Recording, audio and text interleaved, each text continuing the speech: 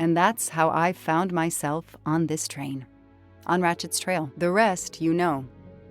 My identity is easily checked with the Berkshire Police. Thank you for your detailed account, Mademoiselle Locke. In addition to giving us crucial details of the investigation, you have made it clear that there are many who might wish to see Ratchet dead.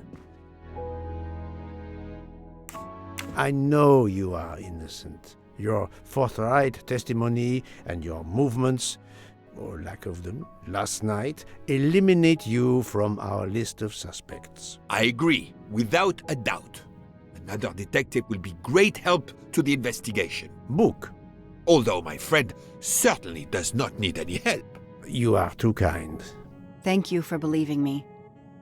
I'd like to help in any way I can. Do not worry, Mademoiselle Locke. Already I see things more clearly. It's obvious whoever drugged you was trying to derail your investigation. You mean the person who did this to me is Ratchet's killer? Both Monsieur Michel and Fräulein Schmidt had the means and opportunity to drug you. While you get your strength back, I intend to interview them.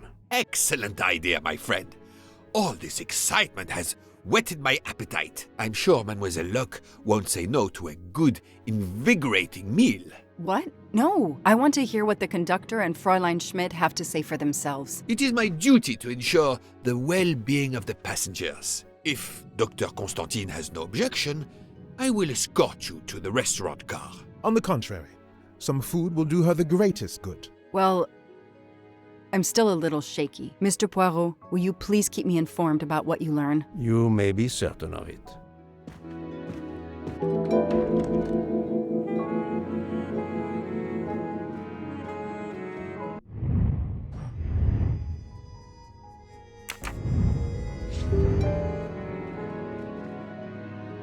All that snow. Are you familiar with the concept of entropy, Monsieur McQueen? Oh, Mr. Poirot, I didn't see you. Entropy? Randomness in a system or something? Yes, unpredictability. Even the best laid plans can go astray, thanks to something as simple as... An unexpected passenger? perhaps, or snow.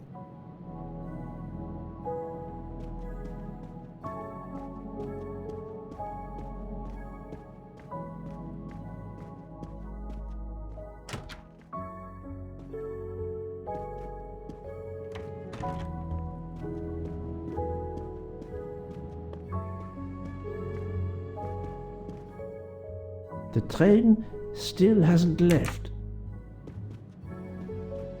I have nothing to ask them at the moment. I should leave them alone.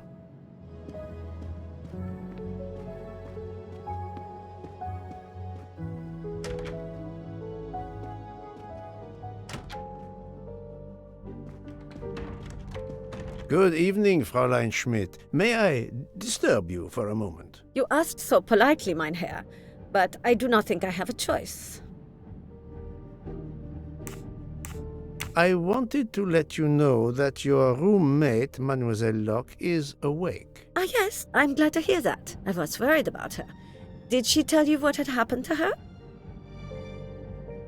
Unfortunately, she doesn't remember much, but we found a residue of a sleeping pill in her cup of tea. Since you two were alone together in your room when she drank it, who else but you could have dragged her? Must I point out I do not make the tea on this train? You should question the conductor or the kitchen staff. Mademoiselle Locke could have died. Whoever drugged her must not feel any empathy for their fellow human beings, given the dose that Mademoiselle Locke ingested.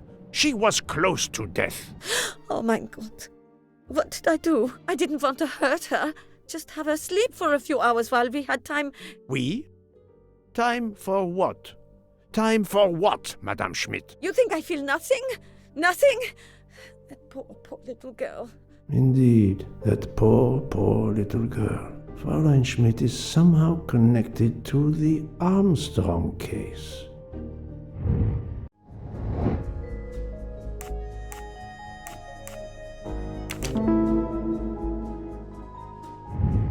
I'm right again.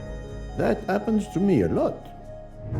Fräulein Schmidt, I have a certain reputation for sniffing out... I am not a murderer. Forgive me, but I was going to say brilliant chefs. You were the Armstrong family's cook, were you not? But yes, I was the cook of that lovely, lovely family. I'm sorry, but I must ask you to give me some time to collect myself. It wasn't supposed to be like this, my darling, my poor darling child. I will give you that time, Fräulein. You have given me much more in exchange. I must check in with my other suspects to make certain I have all the pieces of the puzzle in my possession.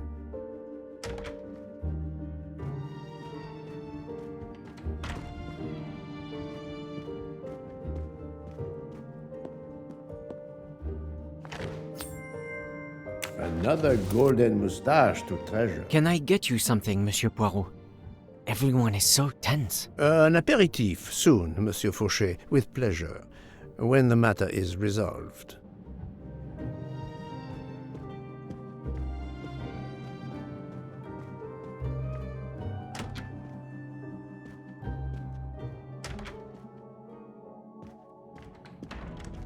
You're right, Mr. Book. This dessert is delicious. I'm glad we didn't wait for dinner. I promise the entree will be superb as well.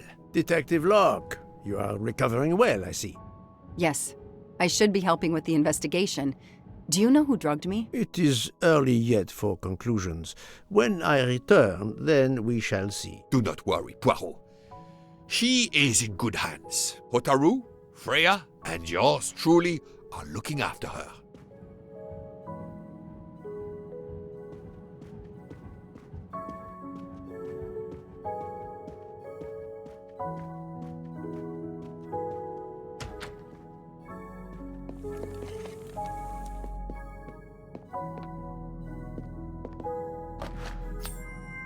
You can never have too many of these. Not now! Not now! I have a dinner to prepare. Would you interrupt Michelangelo or Da Vinci?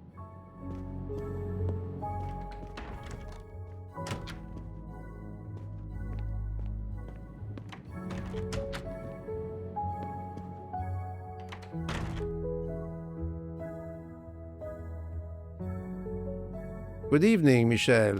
Am I bothering you? You seem stressed. With everything that's going on, I must admit it's difficult to be relaxed. Of course, I understand. Especially since we know that Detective Locke's tea was drugged before it was served to her. Detective? Come now, Michel. Surely you would have taken the opportunity to search her things and found her badge. Luckily, she woke up and was finally able to tell us her story. Hotaru boiled the water, Jean made the tea. I just brought it. Sir, it could have been any of the staff. Your defense is to accuse others?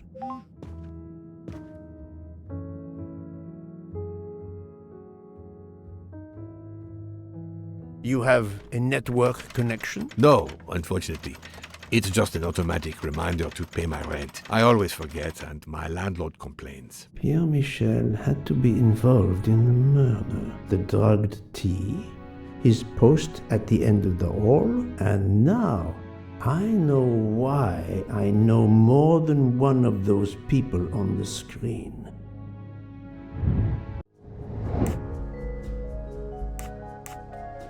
Brilliant.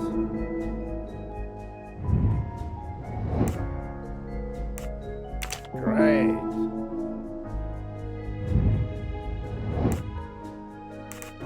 Well done. I'm right again. That happens to me a lot. You are the father of Suzanne Moreau, Daisy Armstrong's nanny. My condolences on the death of your wife. What? But my wife... Enough lies. Suzanne does not bear your name? No. Suzanne's mother and I were divorced. Suzanne kept her mother's name. My most sincere condolences, Monsieur Michel, on the deaths of Suzanne and your wife. This job, I loved them, but I was never there for them. Then, a year after the divorce, Solange became ill. Suzanne took her to this special hospital in the US. Got that job as Daisy's nanny. I understand your pain, and the reason that led you to drug Detective Locke. We really can't hide anything from you, can we? Many have been foolish enough to try and keep the truth from Hercule Poirot. Yes, I admit, I drugged the tea. But it was only to keep her quiet until I could... But she reacted so much to the sleeping pills. She was lucky, as are you, that she didn't die. To be frank, there is one more thing that puzzled me, but I think I understand now.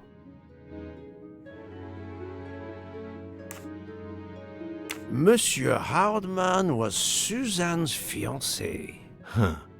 I have the impression my whole life to you is an open book. Yes, Cyrus was my daughter's fiancé. I almost consider Cyrus as my own son. Of course, much more is clear now. I have been patient long enough. It is time to go and see what all the commotion is next door.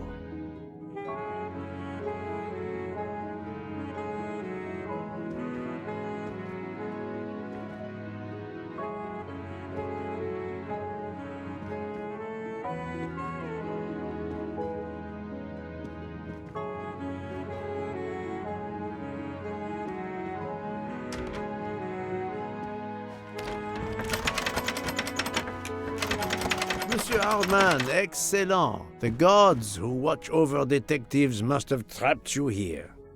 Why didn't they watch over me? I'm a detective too. I was talking to Michelle about a leaky faucet, and I wanted to go out, but you showed up. No need to invent some preposterous story. But really, Michel has told me everything. You are the fiancé of Suzanne Moreau, his daughter. Oh. I see. Surely this is not a big surprise to you. No. Suzanne was the only woman I ever loved. And I failed her. We got into a spat. It was nothing, but I was too proud to apologize. We weren't speaking at all. Suzanne never really cared for that guy Noah. She would have forgiven me. If only. If only. If only. A common refrain between lovers who quarrel.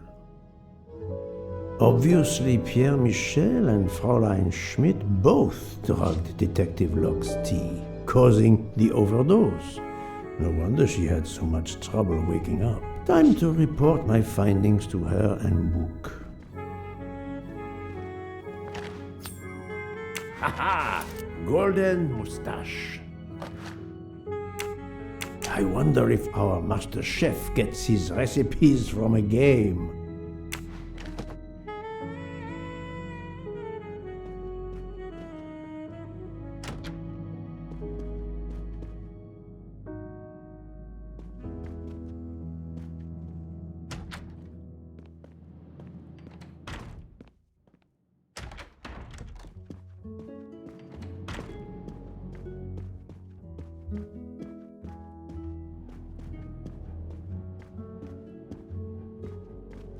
So, my friend, tell me, you have something new?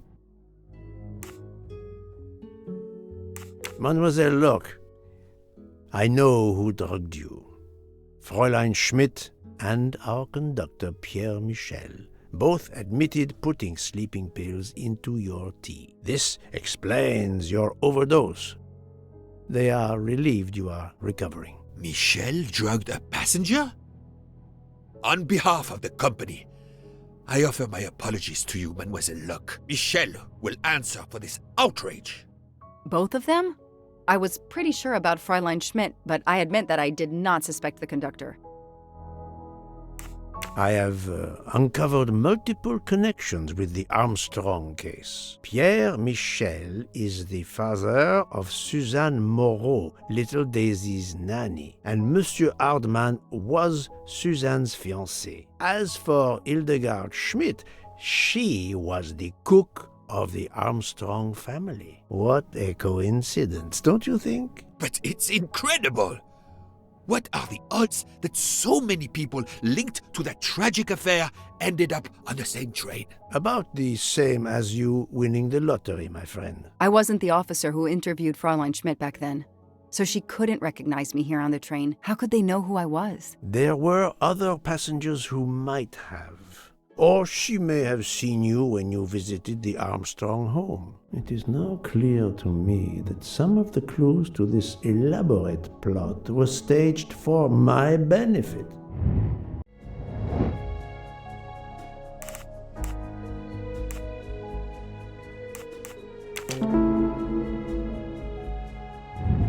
That was easy. Some clues and information collected so far could lead to a hypothesis.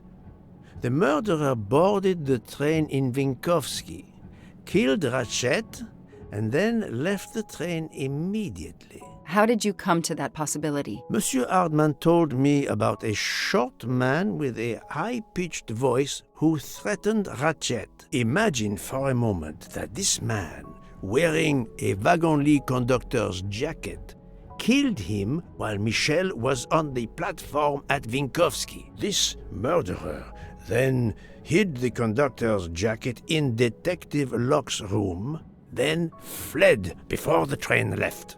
Why choose Detective Locke's room? Why, indeed. Let me re-explain from the beginning.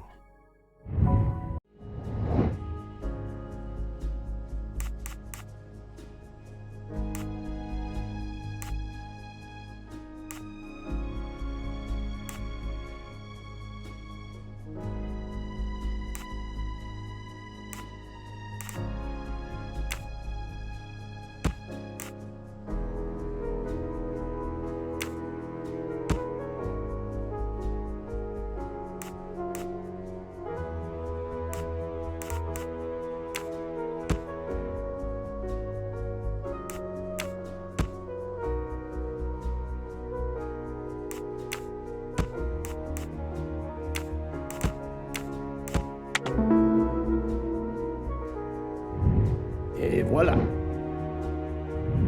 Mon Dieu! Oui! That must be it! Everything fits so well! It fits too well, my friend. Other clues lead to a second hypothesis, much more plausible.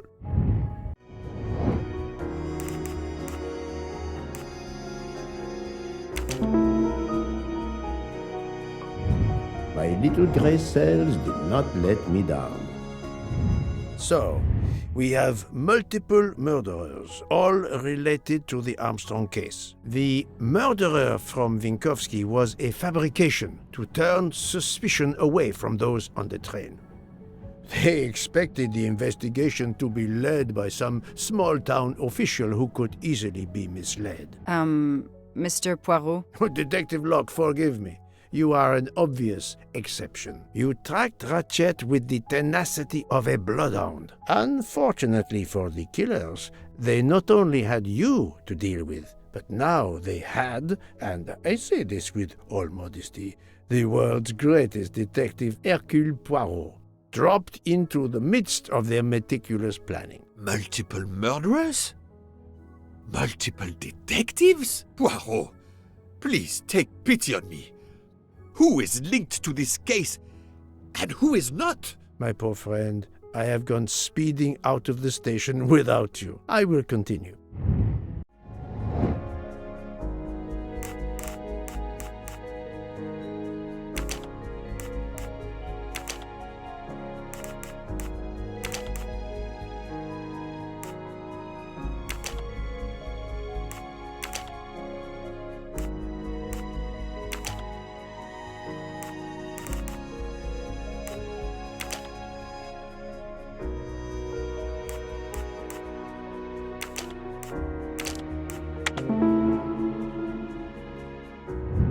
That's the right answer. Fräulein Schmidt, Pierre Michel, Monsieur Hardman and Monsieur McQueen are all linked to the Armstrong case. I also know that Sonia Armstrong's sister and godmother, Countess Andreni and Princess Dragomirov, are on this train. And finally, Detective Locke discovered that Mr. Foscarelli was the Armstrong chauffeur. If we add Detective Luck and Ratchet, of the 12 passengers in that coach, 9 have a connection with the Armstrong case. What next, Poirot? Or should I say, who next? It is time to summon everyone. Everyone? Even Dr. Constantine? The train crew other than Michel? Dr. Constantine, yes. I will need him. But we don't want the others as witnesses. I will see that their duties keep them occupied elsewhere. Excellent. I have always thought this moment in a case is much like Rodin unveiling the thinker before a captivated audience. A work of art. Have you not felt that way, Detective? No, Mr. Poirot. I'm happy just to slap the cuffs on him. Well, there is some artistry in that as well, I suppose. Where would you like the unveiling, Poirot? The lounge? Perfect. Then I will gather all the passengers in the lounge.